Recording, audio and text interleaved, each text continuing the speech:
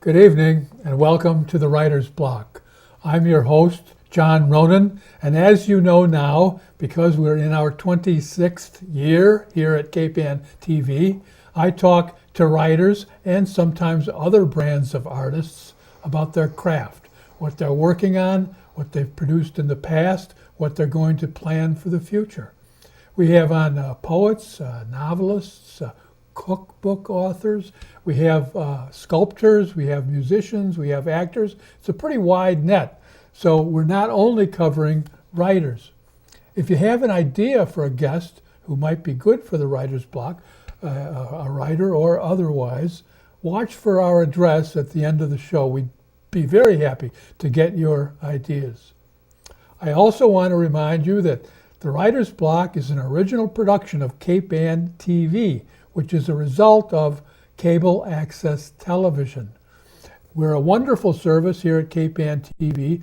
Many shows originally produced here and broadcast all over Cape Ann, and some of them more broadly, nationally.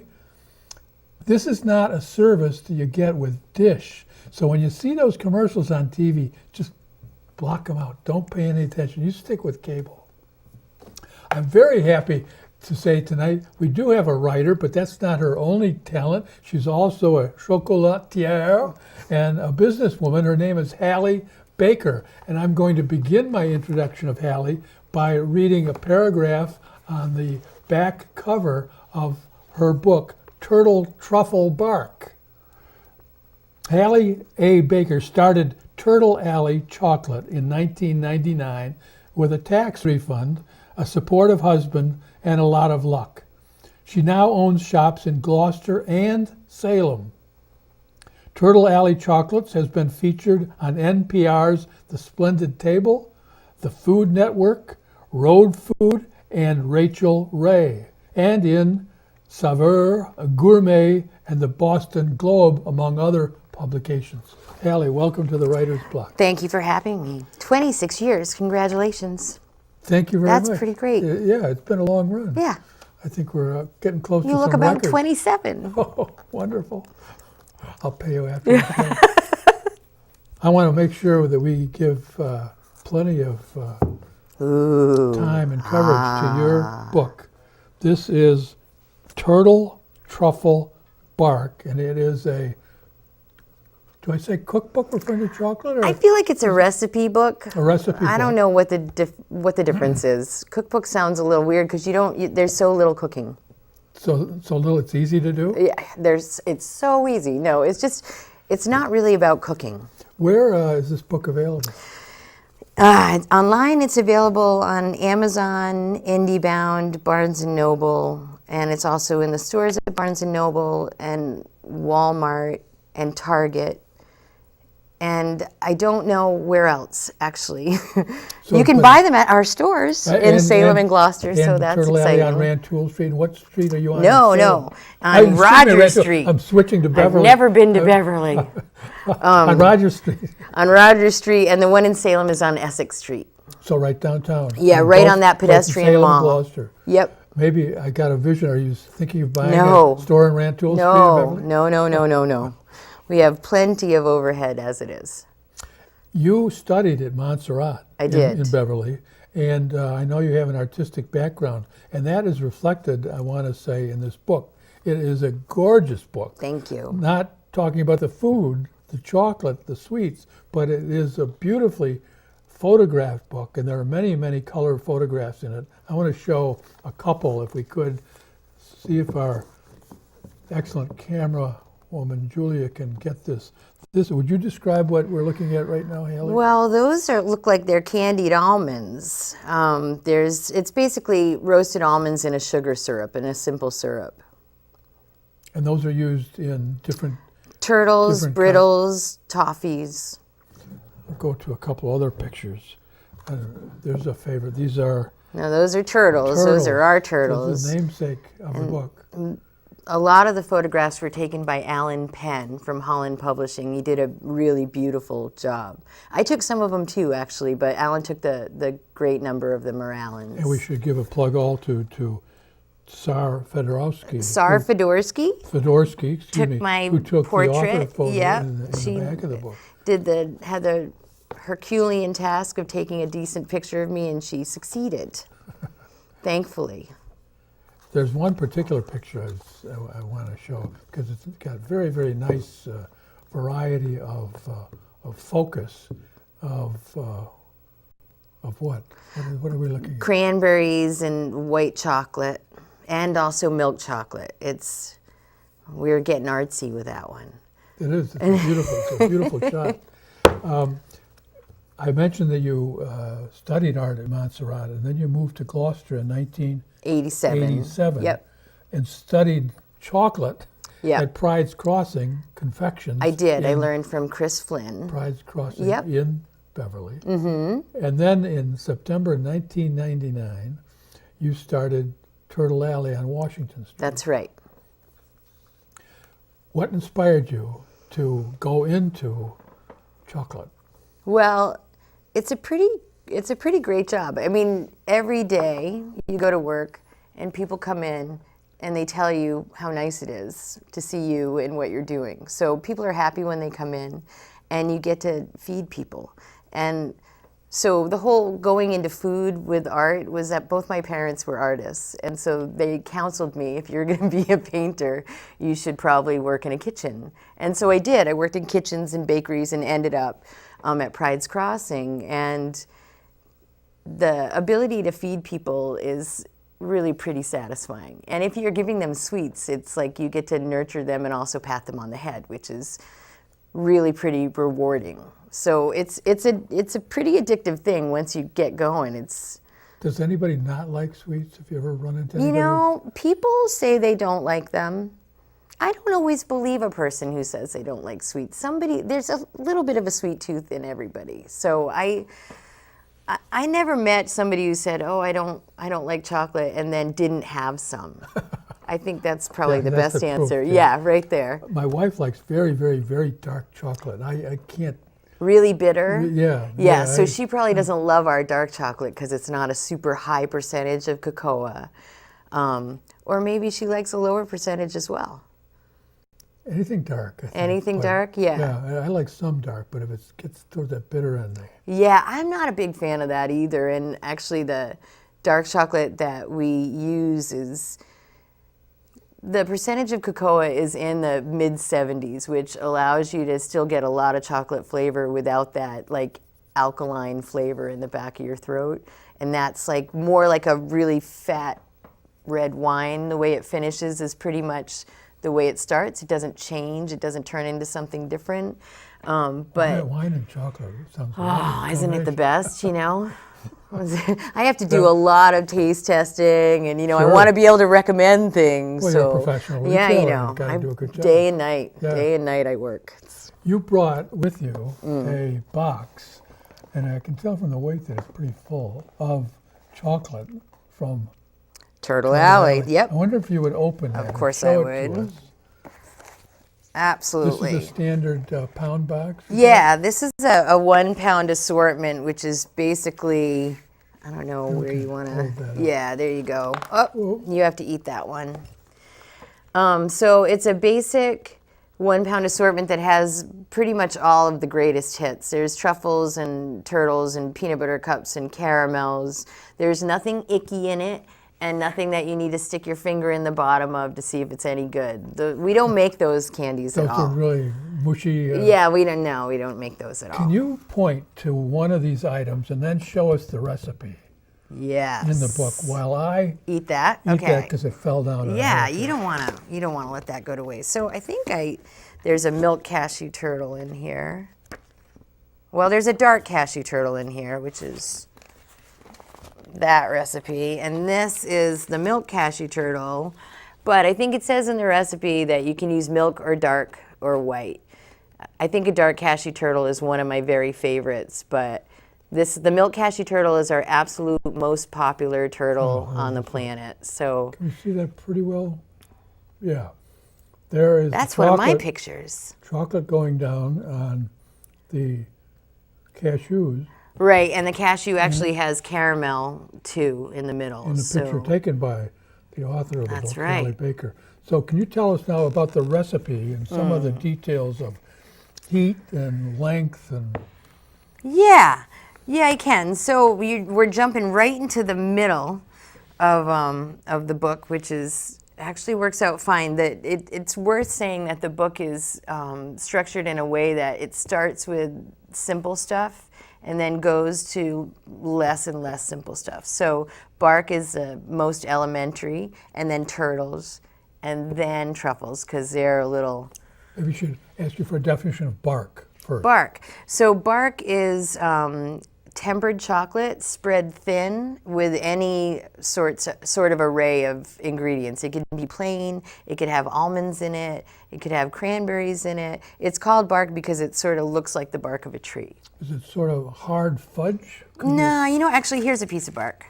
That's a piece of bark. That's a piece of almond bark. I guess I'll have to... Yeah, you should Be probably. polite. You touched it, so it's yours now. So the beginning of the book is how to temper chocolate, and that's how you make bark, by tempering chocolate, which is a process that can take 15, 20 minutes, but usually about a half hour total to get it from beginning to end. When we get to turtles, there's a couple different ways they can be made. There is a really good recipe for caramel in this book. I know it's good because I made a bunch of bad recipes before this one. And you have an option to either make your own caramel, which is, obviously more involved, or there's a lot of pretty great caramels out there that you can buy and just throw in the microwave to cut a step out. Yeah, over the counter and... Yeah, you can get it. supermarket. Yeah, you can get it online. You can get it in specialty stores. If you went to like a Williams Sonoma or a Sur La Table, you would be able to find King Arthur Flour, or even their website and store have bricks of caramel. So if you're not ready to undertake that, making your own, you don't have to. So basically, it's tempering chocolate, deciding what you want to do with your caramel, and then getting the caramel on the nuts, and then tempering more chocolate to get on the bottom and the top of it. It's a sandwich, right? So there's bottom, there's a top, and in the center are cashews and caramel. So it's like a three-step process. So by tempering, you mean letting a chocolate flow onto the top? Tempering is actually the process of making the chocolate so that it will set up and have this beautiful shine to it and a crisp texture. Tempering is the process of heating chocolate up and then bringing it back slowly, seeding it with cold chocolate. So basically what you're doing is you're changing, here's a little science, we won't give you too much, but a little science is good. You're changing the shape of the crystals in the chocolate. It goes way up in temperature, like 110 degrees. The crystals are hexagons. You bring it down, you throw cold chocolate in it, and slowly those hexagons turn to cubes. So this is very much like tempering metal. Exactly, exactly. yes. I hadn't heard that term in reference to chocolate before. Yeah, it's really just about, like, you think about stacking bricks. Like, it's much easier to stack square bricks than it is hexagons, right? Yeah. Yeah. So that's why when your chocolate is not tempered, it will look weird and have like a rubbery texture. And sometimes you can break untempered chocolate and see the hexagons. Like, it's really true. It's Really? not. Yeah, because I've done badly tempering chocolate on occasion, and So then the tempered chocolate will set up more rigidly Yep. and shiny. yeah, and it will because have of a the snap to it. smooth, wonderful. I had no idea. Well, I'll tell you, I did not learn any of the science Well, you just when I gave me- worked for somebody else. I had to teach myself the science when I started my own business, because the raw materials are so expensive that I didn't want to mess up, right? So I could leave nothing to fate, and I taught myself the science, and it was slow going at first. You can really go down the rabbit hole and get lost. I realized that there was a point where too much science was going to hurt me. I learned the stuff that I needed to know, and then I backed right out of there. That was it. You just mentioned when you were learning the business, and I wanted, before we go too much farther, I wanted to ask you some questions, not about the chocolate itself, but the mechanics of starting off a business by yourself, or Yeah. although with the help of a tax refund and a supportive husband as well. But starting off a business, scary, Yeah. and starting off the business as a woman owner. Yeah. Tell us about that experience. Yeah, and you know what? I should say this is important to say that I also the real way that I was able to start the business is that I went to the Small Business Association and did a seminar with them where I talked to retired entrepreneurs. The group is called SCORE.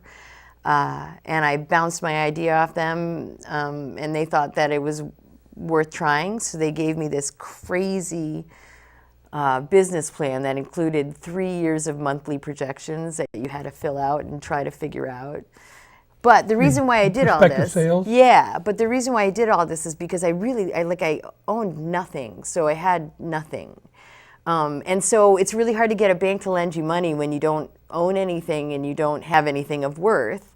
But if you write a good business plan and the Small Business Association reads it and feels like it's a go, they send you with a guy from the SBA to the bank. Really? Yeah. And it that- was and that actually, helps. well, Huh? With the- thankfully, Mr. Sanborn from the Gloucester Bank and Trust thought that we were a viable business, and that's how that started. So, I mean, of all the things, the business plan was the scariest part. So you started studying to begin this business in when, 96 or 97, somewhere in there? 92, 93. Oh, I mean, I think So if I was at Pride's 6 or Crossing 7 for about years before you Yeah. actually opened here. Yeah. in The Washington. business plan was all just one winter, one long winter. And you had to keep redoing it? No, it just took a while. There's a lot of loose ends. There's a lot of things you need to think about, and That you hadn't realized? didn't have to that- before. Yeah, and I mean, part of the Small Business Association generally wants you to succeed, right? So they structure the business plan in a way where you have to really figure out all of these things so that there aren't a lot of surprises. And where's the Small Business Association located? How did you find them? I went to this SCORE seminar in the Tip O'Neill building, but there has been a Small Business Association faction of Salem State College, I think, for a lot of years. It's been a lot of years since I've been in contact with anybody, so I'm not sure now. So what if somebody's listening to this and thinking about starting a business? Whom should they call, or where should they go? I think they should go online and Google SBA Boston, Mass. Small Business Association, SBA Boston, Mass. Mm-hmm. Yeah. And get a North Shore contact Yeah. number. Yep. They were hugely helpful to me. It was I wouldn't have been able to do You it actually meet otherwise. people who have experience in small business, Yeah. or maybe have had decades of success and retired. That's right. And want to share. Yeah, and they're like that first seminar is their litmus test to see if you're even worth considering giving the business plan. Basically, it was If you could walk and talk, fascinating. or Yeah, it was at the it was a same time. fascinating process and not so easy. But you've been successful. Yeah, You have two I'm stores. lucky. I love the store in Washington. In that old Yeah, wooden me building. too. Yep. But now you're down on Rogers, and Yep. you're even more central, and there's a lot of parking down Yeah, there. yeah. And there was not on Washington. No, there wasn't. But you know, we succeeded because our locals are so unbelievably loyal and tenacious. So we're very lucky. A lot of chocolate. We had some fans people in who that were area. not going to let parking be an issue, and I'm thankful for them. So how long have you been on Rogers? I think in March it'll be 4 years. 4 years. Yeah. Under the bank. That long already. Yeah. Seems like they just finished it. I know, I know. It's been great though. It's Gloucester is really in this. It's teetering right now. It's sort of changing. Yeah, for sure. And Rogers Street is so different than it was in 1987. Like I remember it as sort of a rough, stinky street, and it's not anymore. It's sort of lovely, and it's really cool to get to be a part of it. Rough and Stinky has been banished from Gloucester. I'm telling you, it was though, right? Like, Well, I mean, sort of. I just remember Romantic. it was romantic. Yes. I want to ask you, in connection with the retail subject as well, what challenges you met or thought you met because you were a woman in business? What did that make difficult? What did that make easy? I will say that it's insidious. being a woman in business is it's the way that affects your business. You can never actually know all the different ways. I generally refuse to believe that it's something to contend with, but on occasion I'm surprised. For instance, I have a brother who owns a restaurant in Faneuil Hall, Zuma's Tex-Mex Grill, and when I first was opening, I was sourcing product, and so I had my brother call a bunch of places and get quotes, and then I called a bunch of places and got quotes, and across the board my quotes were more expensive than my brother's. That was eye-opening. Test, Yeah, and I think there was, and when I started too, I think I was fairly young. I was 30 years old, so there was also this thing where I was not just a woman, but fairly young, and so there was like a lot of. This is when you were starting at Washington Street. Yeah. And there was a lot of people who really felt like they needed to help me make my decisions. That I'm certain that if I was a male, that it would not have happened. I've seen other surveys of how people respond to a male voice as opposed to a woman's voice, and the results are similar, even from women. Yeah, it's bizarre. I mean, thankfully you can really let it get you down, or you can just figure out how to play around it. And so you feel, without knowing a lot of details, there were some headwinds there that I think that there might have been. I know that when I was trying to get my business loan, I felt there were a couple of moments, some meetings that I thought, oh, that might have gone totally differently. All male except for you? Yeah. At banks. Yeah. But I'm hopeful that we have all sorts of evolution that's happened in the 16 years, and other young women who choose to do business or don't notice it so much. That's what I hope. Good. And partly because of your being out there. Well, and I'm being honest about it, and it's not sour grapes. It's just it's hard to you can't really deny it. It exists. I just got the 5-minute signal from Julia. Okay. I wonder if you could pick out another recipe that you want to recommend. Okay. So that when our audience goes out and looks at bark, turtles, and truffles, Yep, very good. They can race to a recipe. And well, I'll tell you. Oh boy, it's hard. So a lot of the recipes in this book are not necessarily recipes that we have in the store, because the format is a little different. But probably one of my favorites that we don't have in the store that I would encourage people to make is a milk chocolate coconut curry truffle. And milk chocolate coconut curry truffle. Yeah. I've gained calories just Yeah, saying that. no, and it's like, my thing is, if you can have more elements, all the better. I enjoy the play of different things, and if you use a curry that's not a hot one, I think a Maharaja curry is not the super hot one. It's a sweeter curry. That and the coconut are pretty great, and milk chocolate just sort of finishes it out, rounds it out, so that it all just sort of. Is this with cashews? No, this is just a truffle, so it's this just is truffle, chocolate not a and turtle. flavor. Chocolate and cream and butter and curry and Can coconut. you read the description for us? I can. Put curry in anything and you'll have my heart. Despite how busy this truffle sounds, we go easy on the curry to develop a more subtle flavor, then roll in shredded coconut. I love to make this with a hot curry, but it's not for everyone, so I do recommend using a Maharaja curry. It's sweet, but still packs a true curry punch flavor-wise. The coconut should be unsweetened, so it doesn't compete too much with the curry. What we're looking for here is a balance. I did that without my glasses. Whew. Very good. Pressure. Is it safe to say, for all of the recipes in here, that these ingredients are available? Yeah, you in can find them almost anywhere. Local, Yeah. Stores, big supermarkets. You don't have to go to specialty stores that are located only in central cities. Or I don't think so. No, and I think too, if there's one major thing I can impart about this is start with the chocolate that you like. Whatever the chocolate is that you like, use that chocolate. Don't use some chocolate that you think is going to be fancy or is going to impress anybody. You make the stuff you like. Start out the way the book goes, simple. Yes, and I have been known to troubleshoot over the phone if you have a problem. Oh yeah? Yeah, That's a service? It's happened. Yep. And also people can come down to the shop. I know I've seen you in there. Oh, yeah. Working well. Oh yeah, I answer questions You about don't it all fly the around time. in the corporation corporate jet going. I know I'm not there yet. No, corporate sailboat. Yeah.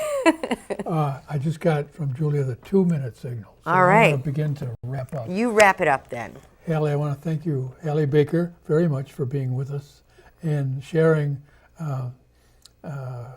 your book, Turtle Truffle Bark, and talking about the chocolate business. I'm going to hold that up because we're right at Christmas. It might be a great idea as a gift, or you could buy it and then make gifts from it all year. Brilliant. Or you could go down to Turtle Alley and buy them. And we'll just do it for you. You Either could, way, it's yeah. fine.